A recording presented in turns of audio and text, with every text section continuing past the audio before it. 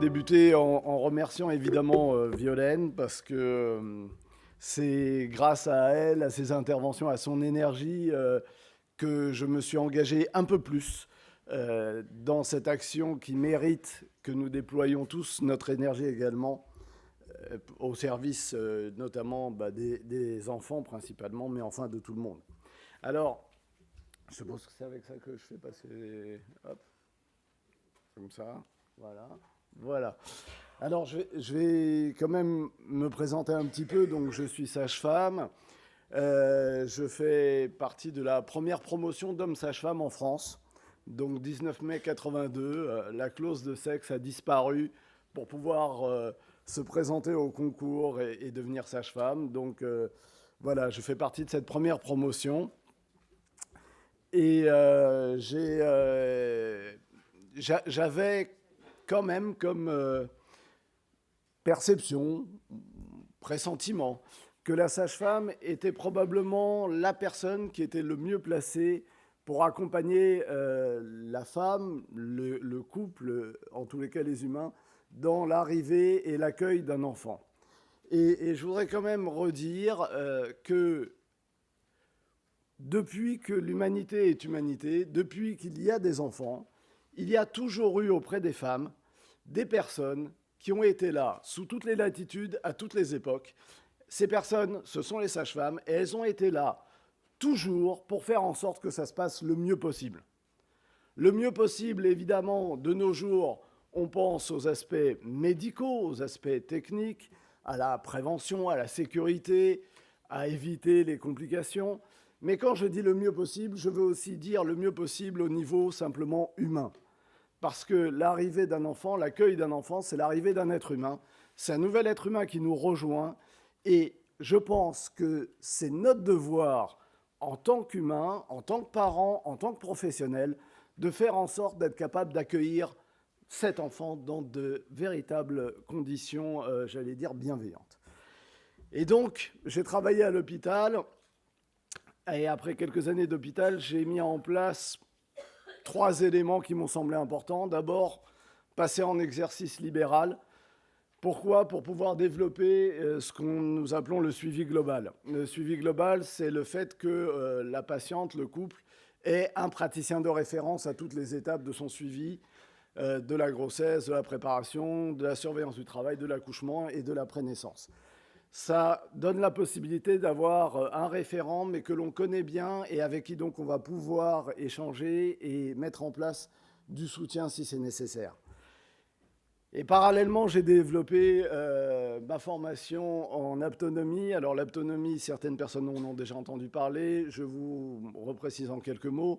C'est un travail au niveau de la présence affective, de la sécurisation affective. C'est un travail qui fait intervenir la perception, donc ça n'est pas très simple à raconter parce que ce qui est ressenti reste assez personnel tout de même.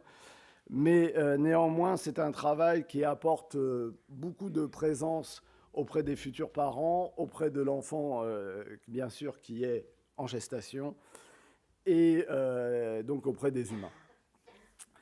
Et donc, c'est l'accompagnement au total du devenir parent dès que l'enfant à naître est investi. Ça veut dire que pour moi, il me semble que la parentalité peut commencer à ce moment-là, au moment où les futurs parents se disent il y a un enfant qui arrive, que cet enfant, ils vont en prendre soin. Et à ce moment-là, la parentalité peut débuter. Et elle mérite d'être accompagnée dès le plus tôt de la grossesse. Alors pour certains, ça commencera même avant la conception de l'enfant. Pour d'autres, ça commencera un petit peu plus tard. Et pour des gens qui n'ont pas accès à l'accompagnement, ben, ça va peut-être être plus long et plus difficile d'avoir accès justement à ces nouvelles fonctions de parents. Et je sous-entends, quand je dis parents, je sous-entends évidemment la bienveillance. Alors, quand on parle de violence, de quoi parle-t-on exactement ? Évidemment, l'instinct de survie est une modalité de violence. Et quand on parle d'éradiquer la violence, il n'est peut-être pas question de vouloir éradiquer les choses qui nous permettent de mettre en place notre survie. Par contre, les souffrances imposées aux autres, voilà, parfois même sans intention, c'est-à-dire dans la gestuelle, par exemple. Et je vous garantis que dès que l'on s'intéresse à la gestuelle, on se rend compte de la brutalité de certains gestes, et notamment vis-à-vis des enfants. Je parle des enfants, pourquoi? Parce que les adultes, c'est leur affaire d'être capable de réagir, mais les enfants sont en situation où ils ne savent pas. Ils ne savent pas qu'un geste est brusque. Ce sont les parents qui vont le guider dans cette découverte. Donc ça va être aux parents de développer leur capacité d'accompagner. Et évidemment, vous le savez, ça n'est pas uniquement physique. Il y a aussi tout le reste, les attitudes, les mots, les manières de faire et les attitudes aussi de notre société. On pourra, et on en parlera sûrement par la suite. Donc, comment, dans mon travail, c'est ce que je connais, c'est un accompagnement personnalisé, un accompagnement qui va débuter très tôt dans la grossesse. On va travailler bien sûr sur la présence affective, sur le contact avec ce bébé, sur cette réponse du bébé. Alors, croyez-le ou non, mais lorsqu'on va contacter un bébé de manière affective, effectivement, il vient au contact et il répond aux invitations. Et peut-être certains auront l'occasion de le découvrir hein, à titre personnel. Mais tout ceci permet un développement de la relation à trois et donc un développement aussi de la sécurisation affective, notamment pour la grossesse, mais pour l'accouchement et pour ce temps d'accueil de l'enfant lorsqu'il naît.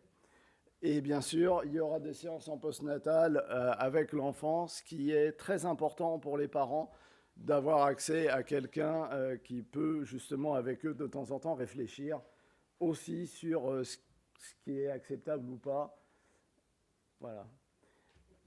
Donc le bébé, je voudrais dire que c'est une personne en devenir.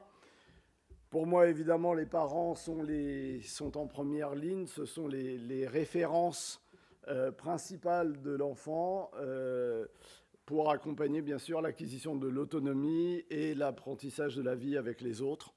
Donc tout ça dépendra, bien sûr, de ce que les parents vont mettre en place. Pas seulement, heureusement, parce qu'effectivement, il y a beaucoup d'autres intervenants autour des enfants au fil du temps. Mais néanmoins, ce que les parents mettent en place, ça a un impact très important.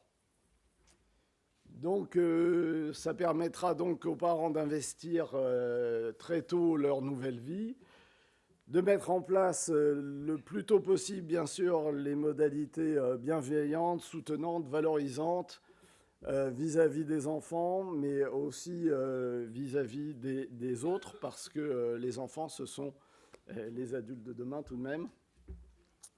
Apporter des repères aux enfants pour leur autonomie et également dans le respect des autres. Et tout ça pour dire que, au total, le meilleur moyen probablement d'éradiquer la violence, c'est de cultiver la bienveillance et le respect des autres. Pour cultiver la bienveillance, il faut commencer le plus tôt possible, évidemment, et il faut qu'on travaille tous, qu'on soit professionnel de santé ou pas, parce que c'est une affaire de société.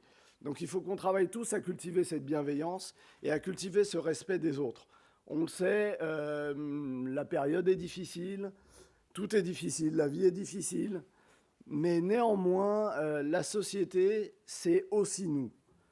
Et donc, le message que je voudrais passer, c'est que nous, humains, nous, praticiens, nous, sages-femmes, nous, société, on est présents là, on essaiera d'avancer ensemble pour faire en sorte qu'au total, effectivement, on finisse par éradiquer cette violence que représentent notamment les agressions sexuelles, mais cette violence tout court, en tous les cas, cette violence destructrice. Et le meilleur moyen, c'est de cultiver effectivement notre bienveillance.